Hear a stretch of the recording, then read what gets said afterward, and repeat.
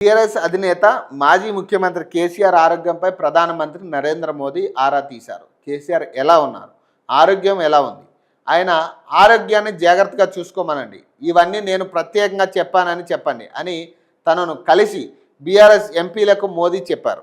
BRS Rajya Sabha సభ్యులు KR Suresh Reddy, Vaddiraju Ravichandra, అలాగే దిక్కొండ దామోదర్రావు అలాగే శుక్రవారం పార్లమెంట్లో ప్రధానమంత్రిని ఆయన కార్యాలయంలో కలిశారు. ప్రధానమంత్రిని సిరిసిల్ల వరకు నిర్మిస్తున్న నేషనల్ హైవే 365Bని వేములవాడ మీదుగా కోరుట్ల వరకు విస్తరించాలని వినతి పత్రం సమర్పించారు.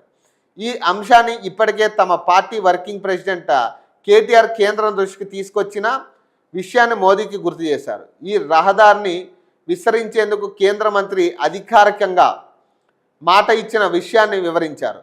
ఈ రహదారిని విస్తరించడం వల్ల అత్యధిక పర్యాటకంగా అభివృద్ధి అవుతుందని తెలిపారు.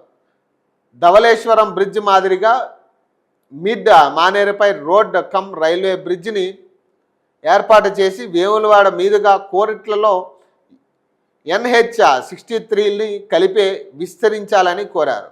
కరీంనగర్ పట్టణాన్ని సిద్దిపేట మీదుగా హైదరాబాద్తో నేరుగా అనుసంధించే మనోహరాబాద్ అలాగే కొత్తపల్లి రైల్వే ప్రాజెక్టులో భాగంగా వంతెన పనులు విషయంలోనూ సహకరించాలని విజ్ఞప్తి చేశారు. ఈ సందర్భంగా ప్రధాని మోదీ కేసీఆర్ ఆరోగ్యం గురించి ఎంపీలను ప్రత్యేకంగా అడిగి తెలుసుకున్నారని, ఇటీవలే తెలంగాణ బీజేపీ ఎంపీలకు క్లాస్ స్పీకర్ నరేంద్ర మోదీ ప్రత్యేకంగా కేసీఆర్ గురించి అడగడం, తన మాటగా కేసీఆర్కు చెప్పాలని సూచించడంపై రాజకీయ వర్గాల్లో చర్చ జరుగుతూ ఉందంట.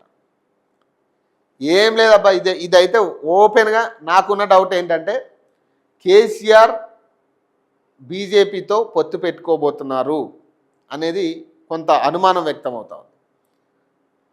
వస్తున్న సూచనల ప్రకారం కానీ జరుగుతున్న పరిణామాల ప్రకారం కానీ బీజేపీ కాంగ్రెస్ ఎందుకు పొత్తు పెట్టుకోదు, ఒకవేళ పొత్తు పెట్టుకోవాలనుకుంటా అంటే అక్కడ ప్రతిపక్ష పార్టీలు, ఇప్పుడు కాంగ్రెస్ పార్టీ ప్రతిపక్ష పార్టీ కేంద్రంలో, ఇక్కడ రాష్ట్రంలో కలిసి ఉంటే చాలా ఎంతో కొంత ఇబ్బందికర వాతావరణం ఏర్పడుతుంది, కలిసే పరిస్థితి కూడా ఉండదు.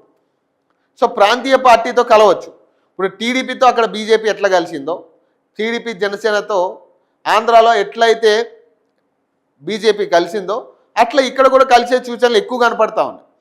ఈ అత్యవసర భేటీ కూడా, సడన్ భేటీ కూడా కేసీఆర్ బయటికి రావడానికి ఇన్ని నెలల తర్వాత ఏ అంశం మీద బయటికి రాని కేసీఆర్ ఈరోజు బయటకు వస్తున్నాడంటే ముఖ్యంగా ఈ అంశం మీద చర్చ జరిగే అవకాశం ఉంది. మరి దీని మీద ఇప్పుడే వాళ్ళు క్లారిటీ ఇవ్వబోతా ఉన్నారా లేదా